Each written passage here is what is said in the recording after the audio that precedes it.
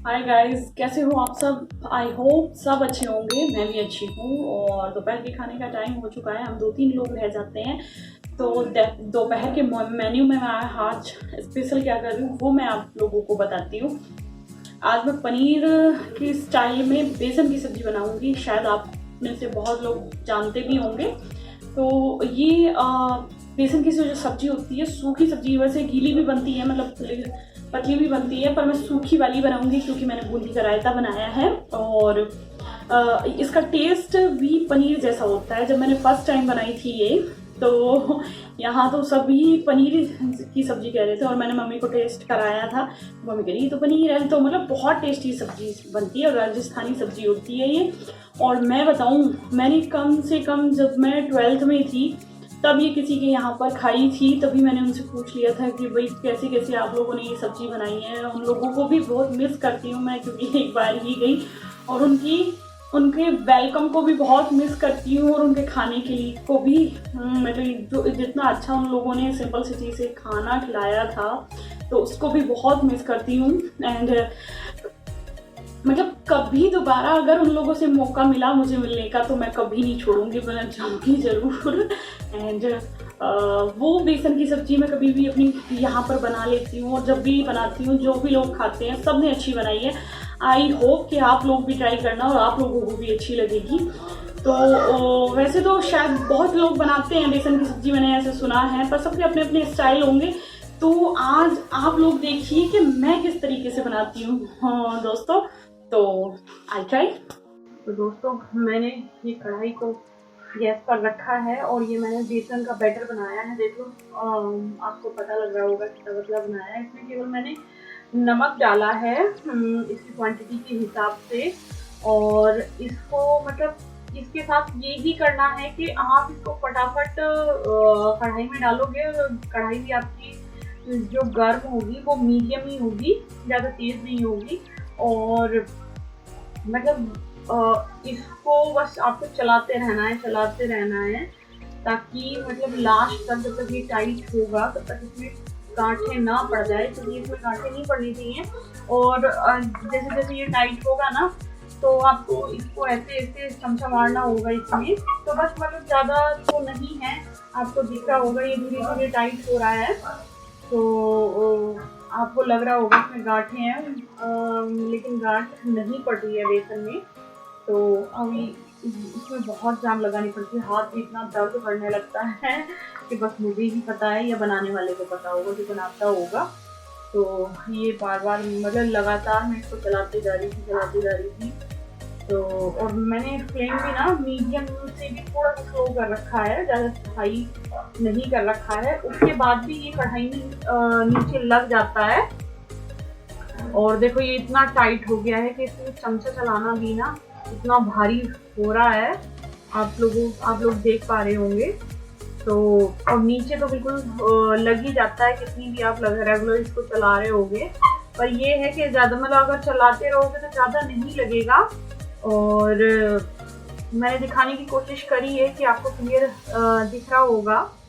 तो बस ये ही है इसके साथ। यहीं पे सबसे ज़्यादा जो मेहनत है इस सब्जी के साथ वो यहीं पर है। बाकी तो ये हर सब्जी की तरह ही बनती है, ज़्यादा मतलब इसमें ड्रामे करने की ज़रूरत नहीं होती। बस यहाँ पर ये बिगड़े ना, और ये बेसन थोड़ा सा जब टाइट हो जाता है तब इसको हम उतारते हैं। और अब थोड़ी सी देर और आंच पर रख के फिर मैं इसको नीचे उतार लूँगी। और उधर मैंने जो थाली है, प्लेट है मेरी, उसमें मैंने थोड़ा सा घी लगाया है इसको फैलाने के लिए। और ये देखो मैं इसको गर्म इसमें फैला रही हूँ। थोड़ा सा पानी की मदद लूँगी कि अपना हाथ पानी में भिगोऊंगी और तब इसको मैं फटाफट से फैलाऊंगी। हालांकि चमचे और उससे भी फैला सकते हैं, पर मेरे बेसन की क्वांटिटी थोड़ी सी ज़्यादा थी ना, तो वो मुझे मतलब मुझसे नहीं हो रहा था। तो इसीलिए मैंने हाथ की सहायता ली, तो पानी में भिगो के हाथ तब मैं इसको फैला रही हूँ। और इसको बिल्कुल पतला पतला सा फैलाना है, ज़्यादा मोटा नहीं फैलाना है, क्योंकि मोटा फैलाने से ना पीसेस ज़्यादा मोटे बनेंगे और अच्छे भी नहीं लगेंगे। क्योंकि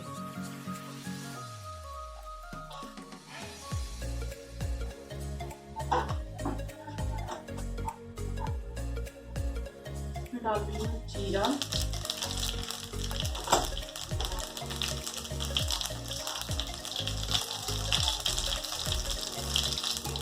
करी पत्ता और फ्लेम को मीडियम किया हुआ है।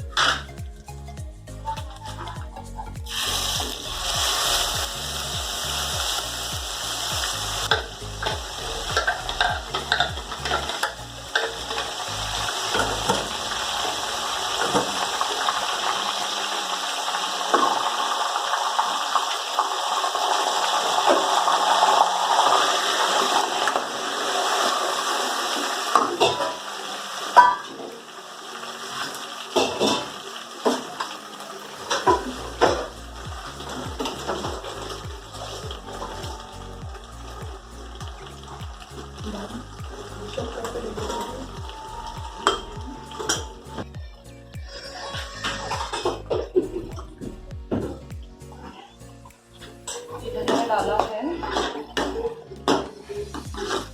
और थोड़ा बैटर में, बेसन के बैटर में भी मैंने स्वाद अनुसार नमक डाला था। इसमें भी आप अपने स्वाद के हिसाब से डाल सकते हो। और ये थोड़ी सी लाल मिर्च डालूंगी।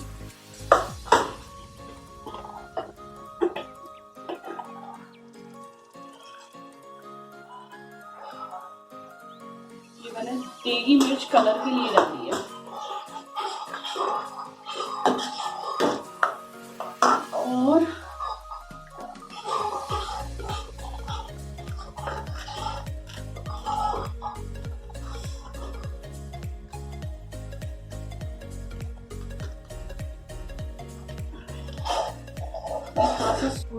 इसमें मैंने ड्राई जिंजर पाउडर डाला है। और इधर देखो मैं क्यूब्स में काटती हूँ, जैसे पनीर को काटते हैं, आपको दिखाई दे रहा होगा। तो इसको बस ऐसे ही पनीर की तरह काटना होता है, बहुत सॉफ्ट कटता है चाकू से। तो दोस्तों ये पनीर जैसे टुकड़े मैंने बेसन के किए हैं और मतलब थोड़ी रेसे वाली सब्जी बनाऊंगी। ये देखो इसका काम हो गया है खत्म। चमचेगा तो इसके बाद इसे 5 मिनट और लगेंगे।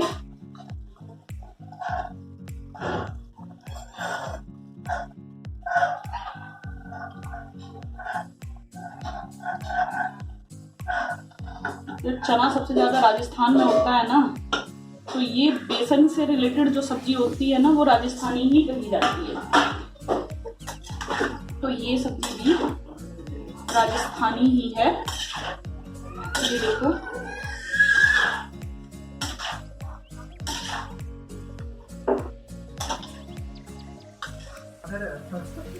और ये लगभग मेरी सब्जी ना बन के तैयार हो चुकी है। और बस इसको लास्ट टच देना था मुझे, हल्का सा इसमें मैं तो डालती हूँ इसमें मैंने चीनी डाली है जो अलग ही टेस्ट देती है, एकदम अच्छा सा टेस्ट देती है। तो मैं इसमें थोड़ा सा चीनी का इस्तेमाल करती हूँ, मतलब ज़्यादा नहीं। तो ये बस लास्ट ही फाइनल मेरी सब्जी का चल रहा है। मैंने थोड़ा सा पानी डाल के इसको 5 मिनट के लिए ढक के रख दिया था। और अब मैं इधर अपनी जो पूरी है मेरी उनको तलने की तैयारी कर रही हूँ, क्योंकि लगभग यार सबका खाने का टाइम हो गया है। सबका क्या इस टाइम वैसे मैं और मेरी जो छोटी सासू माँ है वो और विपिन, ये ही 2-3 लोग हैं जो इस टाइम 1 या 2 बजे के बीच में अपना खाना लेते हैं। बाकी तो सबकी मर्जी है, किसी को ले भी लेते हैं और नहीं भी लेते हैं। तो इधर मेरी कढ़ाई भी हो गई थी और सही में मतलब ये पूरी हम लोगों के लिए नहीं है, बस ये सब्जी के लिए। ये 2-3 लोग कहने लगे थे कि अगर ये सब्जी बना रहे हो तो पूरी भी बनाओ, इसलिए पूरी बन रही है। तो मैं और मेरी छोटी सासू माँ को बिल्कुल भी नहीं लेंगे दोस्तों।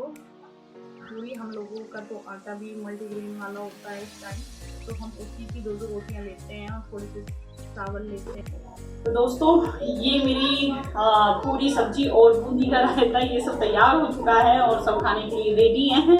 तो फाइनली मतलब सब्जी टेस्टी बनी है। हालांकि अभी तो किसी के सामने नहीं गई है, पर मैंने कई बार इसको बना चुकी हूँ, तो ये देख लीजिए एंड बाकी खाने के बाद पता चलेगा कैसी बनी है। बाहर में दोस्तों क्यान और पार्थ मम्मी को परेशान कर रहा है जो कि जब तक मैं उसे लेके नहीं लेटूंगी तब तक वो नहीं सोएगा, इसीलिए मैं फटाफट से अपना काम करती हूँ।